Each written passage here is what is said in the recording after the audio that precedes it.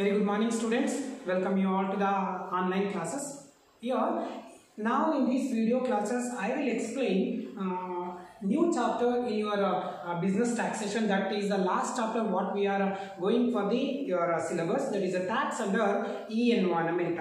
Right, before I go directly with the chapter, that is I want to discuss few things. That is so what you all know, that is a tax is a payment made by an assessee to the government without expecting any monetary or non-monetary benefit, right? If I am a person, if I am earning a income, then I am considered as what assessee means. So I have to pay tax to the government. So when the time comes, I have to pay tax to the government without expecting anything, because I am earning, I am paying to the government, I am sending to the government. That amount can be utilized by central government or the state government for the economic development, right? It is a compulsory payment made by every assessee, right? Every individual also we can call it.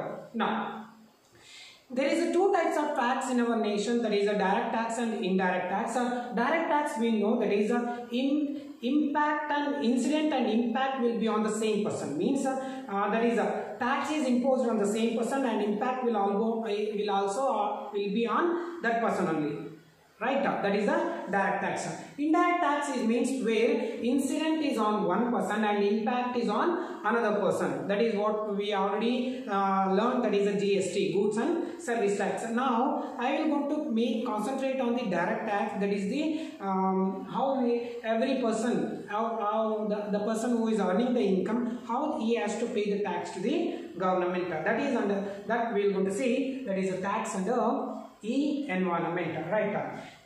As we are an individual, I am an assessee, I earn the income, and my responsibility is what? That is, I have to pay the tax to the government. On what amount? After the exemption amount. ಏನು exemption ಕೊಟ್ಟಿರ್ತಾರೋ ಅದು ಮೀರಿದ ಏನಾದರೂ income ಬಂದಿದ್ದಾಗ then we have to go for the paying the tax to the government. So before we are paying the tax to the government, so that is we have to file the return. ಏನು ಮಾಡಬೇಕಾಗುತ್ತೆ? Return ನ file ಮಾಡಬೇಕಾಗುತ್ತೆ. That we will going to discuss one by one, right? Now what are the topics we will going to understand under this chapter? That is for your syllabus as point of this syllabus, as well as in order to know the tax under tax department stream. So that is first one is compulsory filing of returns under section 139 subsection 1, right? If an individual or if a company or if a firm, body of individual, artificial of association, right? Any trust, right? That we all know what are the who are the person, who are the assessee, right? Every person who earns the income, so that person he has to file the return to the tax under tax department compulsory. That is under section 139. One, right? The next one, due date for returns. Again I will come back briefly one by one ಬರ್ತಾ ಹೋಗ್ತೀನಿ. Due date of filing of returns, right? ಯಾವ ಒಂದು date ಒಳಗಡೆ ನಾವೇನು ಮಾಡಬೇಕಾಗುತ್ತೆ? File ನ return ಮಾಡಬೇಕಾಗುತ್ತೆ. ಇಷ್ಟು ಇನ್ಕಮ್ ಬಂದಿತ್ತು, ಸೊ ಯಾವ ಡೇಟ್ ಒಳಗಡೆ ಫೈಲ್ ನ ರಿಟರ್ನ್ ಮಾಡ್ಕೊಳ್ಬೇಕಾಗುತ್ತೆ. ಕಂಪನಿಗೆ ಯಾವಾಗ, ಫರ್ಮ್ಗೆ ಯಾವಾಗ, ಇಂಡಿವಿಜುವಲ್ಗೆ ಯಾವಾಗ, HUFಗೆ ಯಾವಾಗ. So that is the due date of filing of returns. Next, forms of returns, right? For every assessee, for every person, there is no only one form.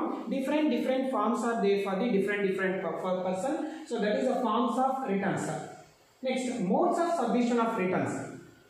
That is what now more concentration. That is modes of submission of returns means how we can go and submit the returns to the tax department, right? What are the facility or under which circumstance, ಯಾವ ಒಂದು ground ಅಲ್ಲಿ ನಾವೇನ್ ಮಾಡ್ತೀವಿ submission ನ ಮಾಡಬೇಕಾಗುತ್ತೆ. Next, return of losses is the profit earning if the income is in a regular nature, we don't know, right? In the certain cases in the next year we may earn the losses also, right? Losses ಆದಾಗ ಏನಾದರೂ ಯಾವ ರೀತಿ file ನ return ಮಾಡಬೇಕು, ಮಾಡಿಲ್ಲ ಅಂದ್ರೆ ಯಾವ ರೀತಿ ಸರ್ಕಮ್ಸ್ಟೆನ್ಸ್ ಆಗುತ್ತೆ. That is return of losses. Next, belated return, right? we are a very responsible citizen, right? So ಒಂದು ಯಾವ್ದಾದ್ರು ಒಂದು ಜವಾಬ್ದಾರಿ ನಮಗೆ ಇದೆ ಅಂದಾಗ ಅದನ್ನ ಬೇಗ ನಾವು ಪೂರ್ಣಗೊಳಿಸ್ಕೊಳ್ಳೋದಿಲ್ಲ. ಆದ್ರೆ ಏನು ಮಾಡ್ತೀರಿ, ಟೈಮ್ ನ ಇಟ್ಕೊಂಡು after the due date we will going to do something, right? That is what belated return. There is a due date for the filing return. If an assessee missed to file the return within the due date, and when he is going to file the return after the due date, that is called as what? Belated return. Next, revised return. As we are the human, we do the mistakes, right? So at the time of filing the return, if anything is missed or if any mistake is done, so again we can go back and we can do the revised return. That is revised return. Next, interest and fee for the default. They have given the due date for the filing. If they fail to do the filing the return within the due date, and they will, that assessee will be have to pay the interest and fee for the default. Tax return preparers, right? He is an authorized person who have authority for doing the filing of the returns. Next, PAN, that is a permanent account number. Next, digital signature. That is electronically as a person who will going to authenticate his signature for all the his activities. Next one, e-filing. How we have to file the filing of returns under online platform. Electronically ಯಾವ ರೀತಿ file ನ return ಮಾಡಬೇಕು. Types of assessment, right? That we are going to see. TDS and simple problems are TDS, tax deducted at source. Next one, advanced tax, right? This is the two part where you will going to find the, that is a practical problem in your examination, and remaining all with the theory part, right? Another first one is, that is topic compulsory filing of returns, section 139(1), right? Compulsory, every assessee has to go for the filing of returns, right? Again, some of the person have the exception, right? We are going to see what is that compulsory filing return. Any person being a resident other than not ordinary resident shall furnish a return within the due date in respect of his income or loss, right? Resident is a, you all know, so the how to determine the residential status of a person, right? So that is a resident and non-resident, ordinary resident, not ordinary resident, right? Here, any person being a resident other than not ordinary resident shall furnish a return, right? He has to say to the government, and in returning the file, that is so and so income has been earned, or so and so loss has been incurred with the various activities, right? That is what compulsory filing of returns. Example, we will going to see whether who is required to file the return. Whether the following assessee is compulsorily required to file return of income. Under that, here an assessee is a taxable income before deduction required to file return or not, right? 3 columns. Mr. X is an individual. Listen, Mr. X is an individual. His taxable income is how much? That is a 5 lakh. You know how to calculate the tax under individual person, right? Up to 2,50,000 exemption, more than 2,50,000 to 5 lakh, that is a 5%, and again goes on, that is right. He will come under tax regime, right? He has to pay the tax because tax will be attracted on the individual. Yes, he is required to file the return to the government. Next we will see Mr. Y, he is also individual.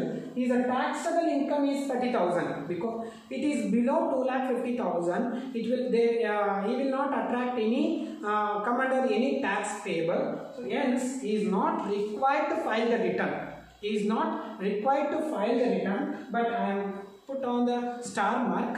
But there is no compulsory for him to file the return. But it is given an option to any person assessee. He can file the return on any amount, right? Whether he will come under the tax slab or not, it will given for him, right? If he is not come under the tax slab, it is an optional to the assessee whether he want to go for the filing of returns or not. But when he is come under the tax payable slab, then he compulsory has to file the return, right? If he is not filing the return, again he has to pay the fine and penalty, and again he has to face the consequences, right? Next we will see A Limited. Limited, it's a company, right? Taxable income before deduction, right? Before deduction, after deduction, okay, no problem. It is 10,000, right? Here, for company, if they are earning the 1 rupee also as a profit, or if they are earning the loss also, compulsory they have to go for the filing of the returns. For only individual and HUF, they have given the that is a slab rate, but when it comes to firm, company and all, they have to file the return compulsory. Even if they have the profit, they have to file the return. Even if they are the income is negative, then they have to go for filing of the return. This is what the compulsory filing of the returns by an assessee under section 139 subsection 1. That I have said, that is, assessee can file a return of income voluntarily irrespective of its size of income, right? Whether his income is more or his income is less, he can go for the filing of the return. But when he comes under the slab rate, when he want to pay the tax to the government, and he under such circumstance, he has to compulsory go for the filing of return. Next, second subheading, that is a due date of filing of the return. When he has to file the return, right? 3 column again, serial, this is what different situation and due date. Under which situation, under which circumstance he or that is an assessee has to go for the filing of return. When it comes to company firm, that is 30th September is a due date of filing of return. 30th September, right? Because what? Why? Because the company have huge transaction, financial year ಮುಗಿದ ತಕ್ಷಣ ಅವ್ರಿಗೆ ಏನಾಗುತ್ತೆ, ಎಲ್ಲ ಒಂದು document ನ collect ಮಾಡ್ಕೊಳ್ಳೋದು ತುಂಬಾ ಕಷ್ಟ ಆಗುತ್ತೆ. It is in a huge nature. They have to go for the audit. So that's why the 30th September will be what due date for the company and firm. When we have seen in the problem, that is a calculation of taxable income from the company firm, the due date is when? That is 30th September. It is before the due date means that is 30th September.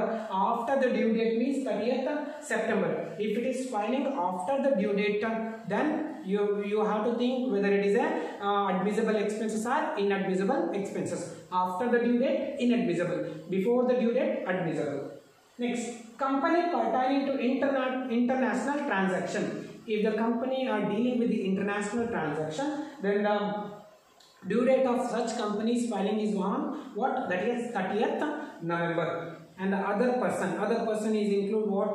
Individual, body of corporate, association of person, then HUF, right? Trust. These all will come with the other persons. Then for such person, that is due date of filing is written is when? That is 31st July. This will be the due date in respect of the filing of returns for the assessee. Next up, this is most important. Even in future, you will going to come across with, that is forms of returns. Forms of returns. Here they have given me the number of forms, form 1 to 7, and last one is ITR V.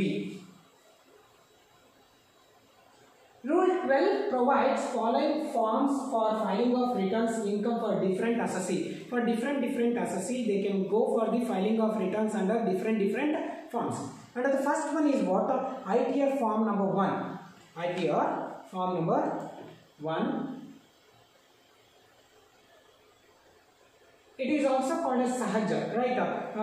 ಸಹಜವಾಗಿ individual ಮತ್ತೆ HUF ಪರ್ಸನ್ಗೆ HUF ಗೆ ಏನು ಮಾಡ್ತಾ ಹೋಗ್ತಾರೆ, ITR form number 1 ನ issue ಮಾಡ್ತಾ ಹೋಗ್ತಾರೆ. When that is for individual having income from salary 1 and 1 HP. They have an income from salary and income generated from the one house property where does not have any loss brought forward loss. That is, they doesn't carrying any loss from the house property. In such situation, they can go for the ITR return. Again, the total income up to 50 lakhs except winning from lottery or income from horse race. That is a race horse. That is, they cannot go for the casual income.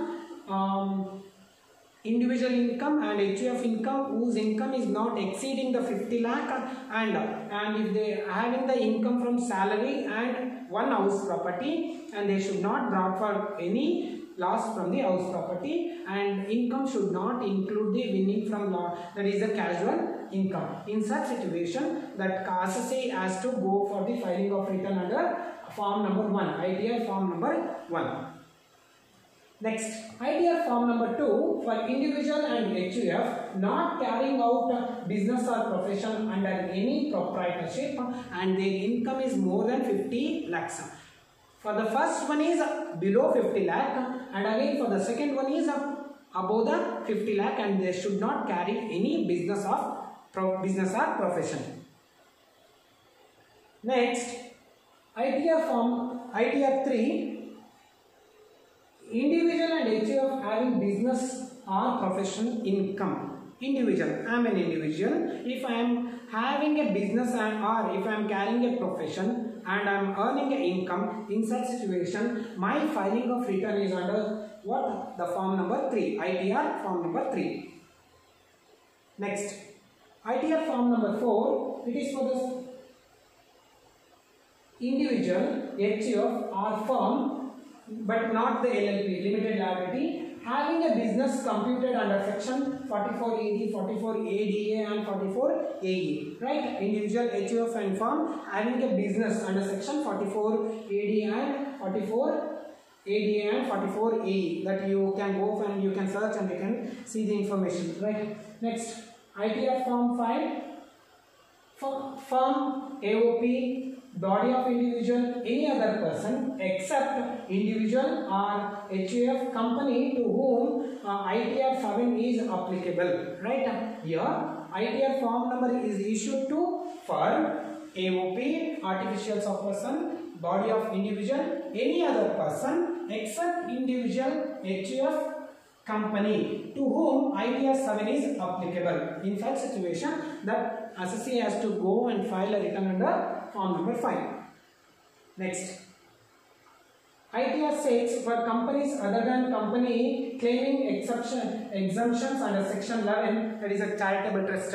So if they are claiming any deduction under section 11, they cannot go for the ITR 6. But company, for all the companies, ITR form 6 will be issued for the filing of returns. Next, ITR 7, for person including companies including company, here company is also included, required to furnish the returns under section 139 4A, that is a charitable trust, 139 4B, political party, 139 4C, scientific research association, 139 4D, university or colleges, or last one is, that is 139 4F, that is investment fund, right? Once again, form number 7, ITR form number 7 is issued to a person, that is under section 139 4A for the charitable trust, under 139 4B for the political party, 139 4C for the scientific research association,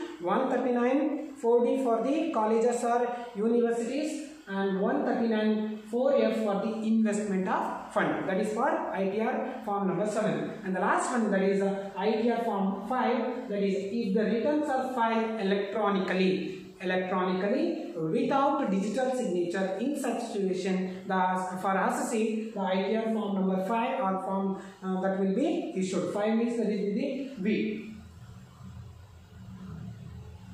Next topic, that is modes of submission of return. Right, they have collected the forms and they have filled all the form. How they can able to submit the return of file to the tax department? Right, that is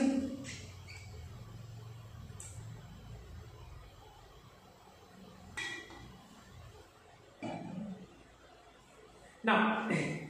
Before introduction of the digital era, all the activities have been taken place with the paperwork. Physical agi tax department ge hogtidri, alli hogi ಏನು ಮಾಡ್ತಿದ್ರಿ file ನ return ಮಾಡ್ತಿದ್ರಿ. But after modernization, when everyone accessing with the internet and when everyone having the smartphone, computer and gadgets, even the department also come up with the that is introduction of the filing of returns through the online. That is what modes of submission of returns. Another two, that is a paper return. Paper return means what? Going directly to the tax department, filing the return with the physically paper form. Andre form na kaiyelle bardu fill ಮಾಡಿ return ಮಾಡೋದು. That is paper return. Next, another one is electronic return with digital signature. Right? Electronic. We're going to go for the website. We're going to download the form, or there itself it will come. We're going to fill all the required details. We're going to attach all the required documents for that. That is called as what? Electronic return with digital signature. And next is to whom electronic return is compulsory. Person, condition and mode of the returns. Right. For the person, as company, there is no such condition. Compulsory they have to go for what? That is electronically return with digital signature. Right. Digital signature, that is board of the director or the CEO of the company, everyone who are interested towards the company's tax purpose, that person has to file the return and they have to put the signature with the common seal. Next one, political party. Because they are the representative persons of the nation, they have to show their income.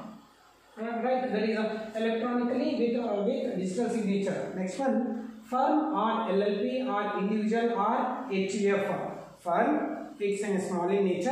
LLP or individual or HUF. Whose, and there is a condition for that.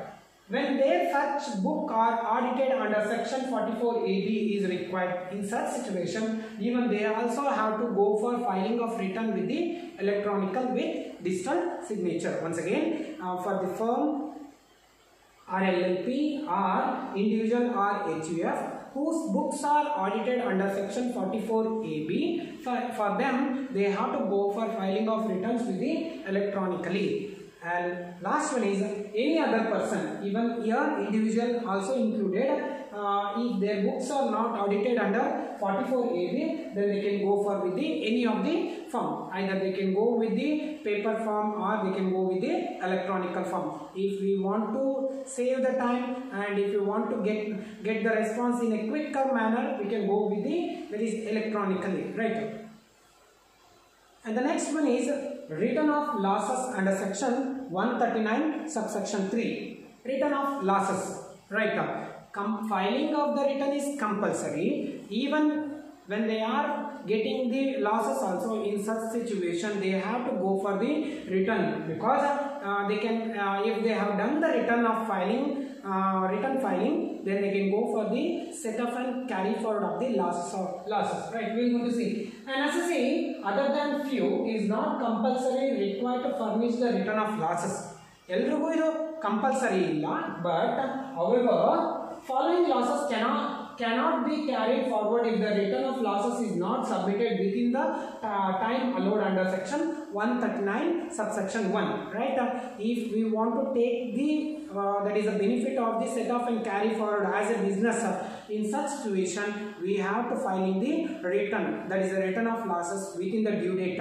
For the company and the firm, what is the due date? That is the 30th September. If it is a domestic, when they are engaging with the international transaction, that is with the 30th November.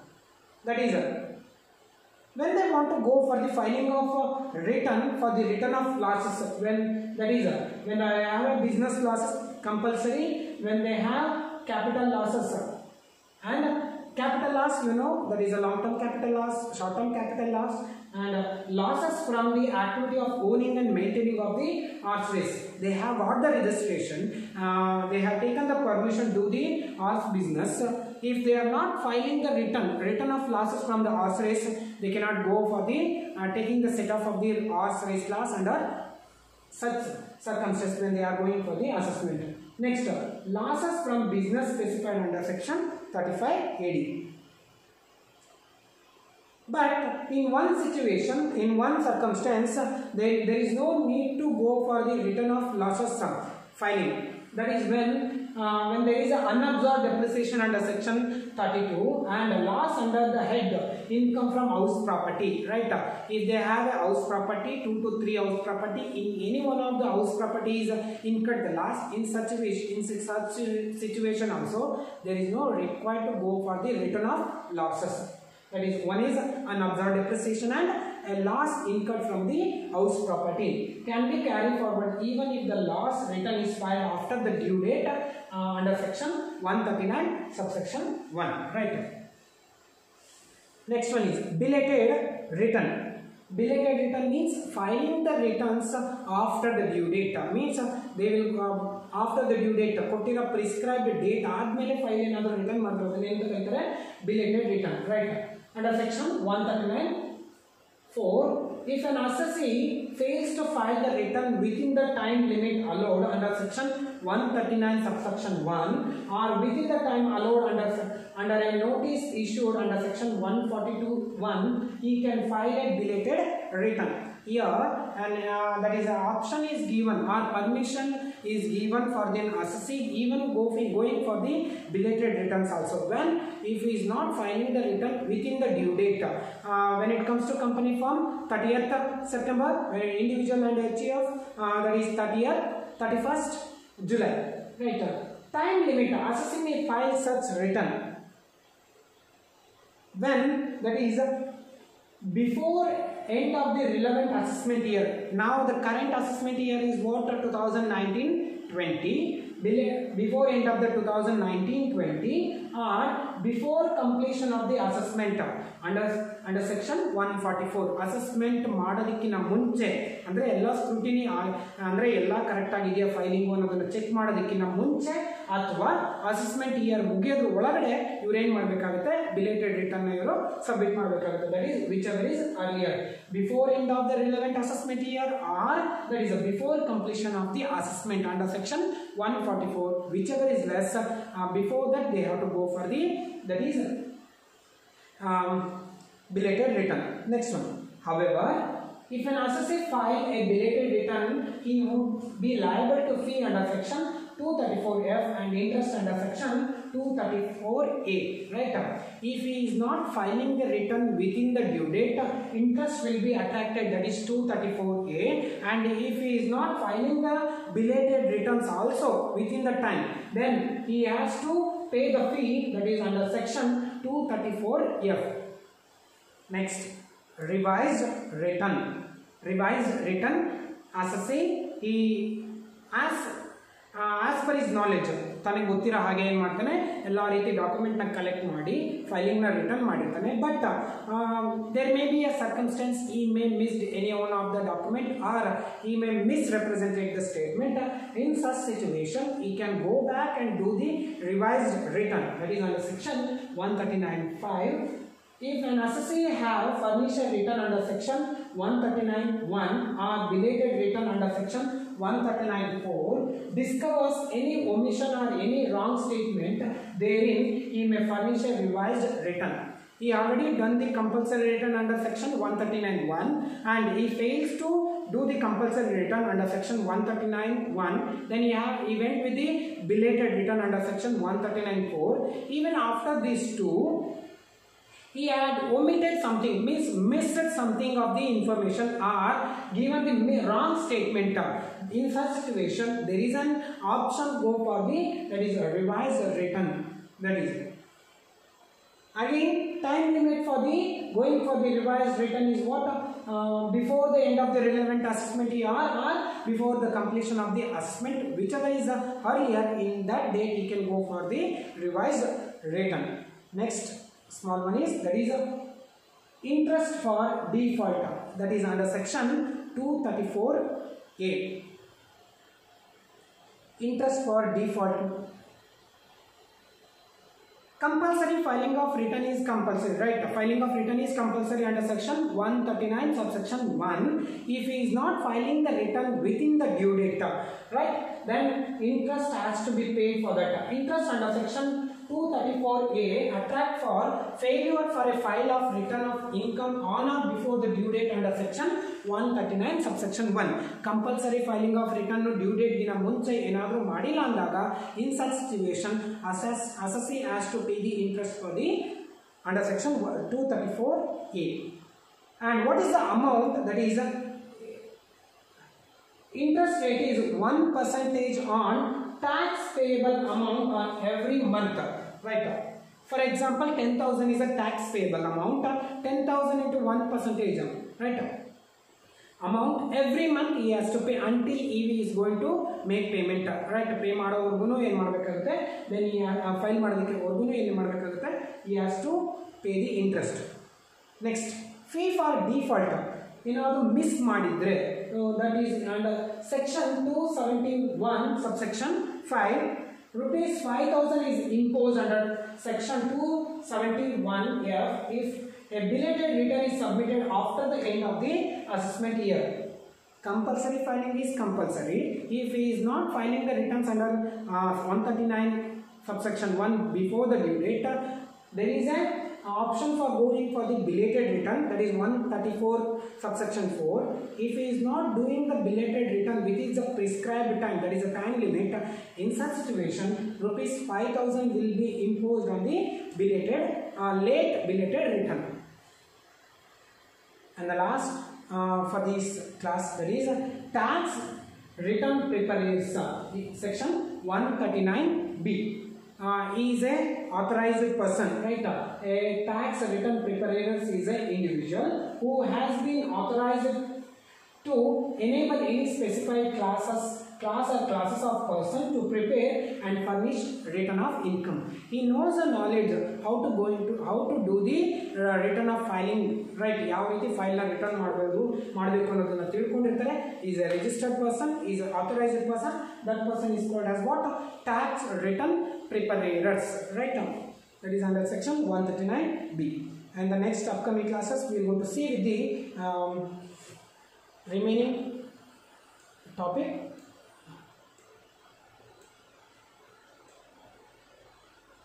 That is remaining from PAN, digital signature, and e-filing, types of assessment, and elaborately we will go with the discussion with the TDS and advanced tax. That is how to go with the solution problems and solution.